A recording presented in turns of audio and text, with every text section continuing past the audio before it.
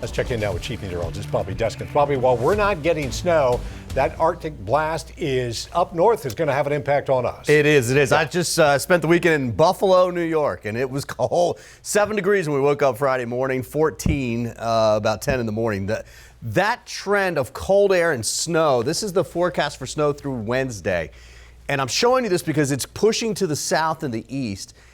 Obviously, we're not going to get snow here, but the cold air that comes with it is pushing to the south and the east. Obviously, the coldest will stay up north, but we get a taste the further south you go. That's through Wednesday. That's through Thursday into Friday and even Saturday. And if you notice, see what's coming right here? That's another system that'll move into the mid-Atlantic by this weekend. So if you have plans in the Northeast this weekend, could see a little bit of snow, and I think that includes New York City Saturday and especially on Sunday. Here's you can see the temperatures, right? See the big dip by Tuesday? That's our taste of cool air. We only get a taste of it, of course.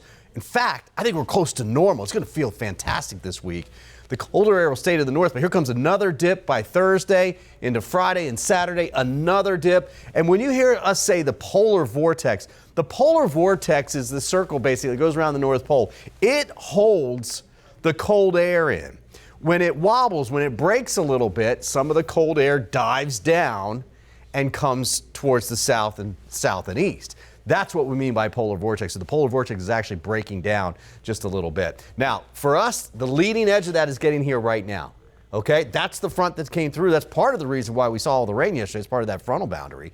But right now, the last of the rain is coming through. You see one little shower trying to show up offshore. So we can't rule out a sprinkle tonight, but I think most of it is done. There it is crossing I-4, Plant City to Lakeland right now. And you can see a couple of small showers falling apart over in southeastern Hillsborough County.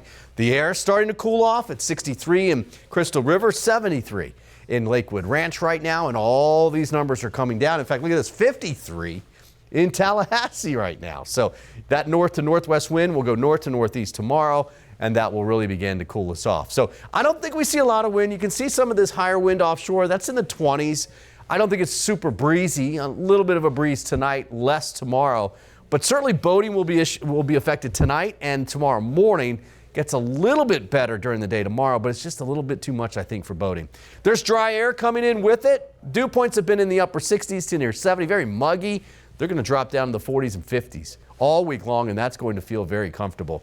Here's the forecast for tomorrow. That's right around 7:30 in the morning. You can see we'll have a few clouds left over. I think we stay dry. These are high clouds coming in. I don't think there's much of a chance of a shower, but if you're down towards Fort Myers area, they may get a sprinkle squeezed out of it, but that would be it. Temps down through the 60s tonight pretty quickly. Tomorrow morning, I think we're about 53 in Tampa, but that means 40s. Pasco, Hernando, Citrus. For Tuesday morning, that's a chilly bus stop forecast there. 53 in Tampa, 56 in Sarasota. We're also having temperatures basically in the upper 60s all day tomorrow. We're barely going to most of us won't get out of the 60s. We'll stay about 69 for a daytime high for your Tuesday. Yeah, 75 is average for this time of the year. We're not going to get there tomorrow. Small craft advisories, they're in effect through the morning hours, but notice this wind goes north-northeast in the afternoon. That is bumpy, especially you get down here towards the mouth of the bay, the Skyway. Again, not a lot of wind tomorrow, but if you're taking the Skyway first thing in the morning, you're going to feel it, especially if you're driving a high-profile vehicle. There's the 7-day forecast. No weather impact alerts all the way through. You see temperatures kind of slowly warming, but staying about where we should be. Game time temps for the Bucks, low 60s. Nice and dry for all of you that sat out in that rain on Sunday.